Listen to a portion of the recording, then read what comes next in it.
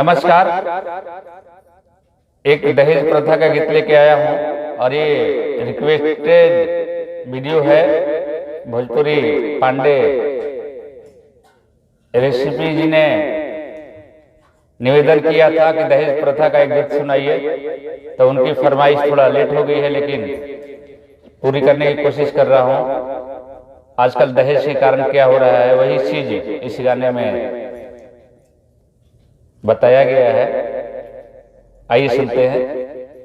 बेटी होली आखी के पुतरियानु काहे देता के हुमा कारण दहे जाके पपियानु देवे अगिया में जा।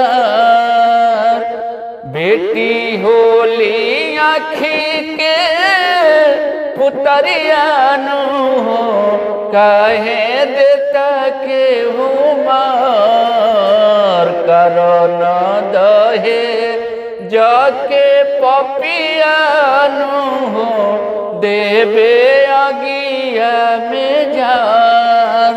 कारण दहे के पपियानु देवे अगिया में जा। केहू मार गर्भ में केहू कारण दहेज के कैनी कसूर भारी ससुर में भेज के कैनी कसूर भारी ससुर में भेज के।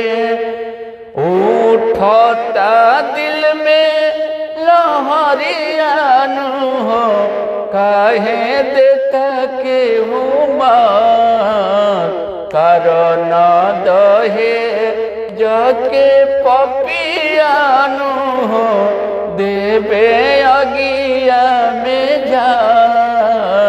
कारण दहे जाके पपियानु देवे अगिया में जा।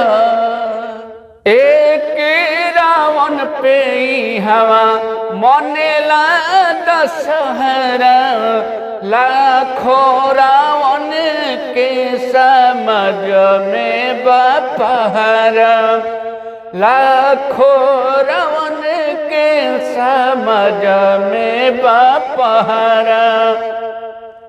बेटी होली जीवन के आधारियानु कैसे देता के हुमार कारण दहे जाके पपियानु देवे अगिया में जा।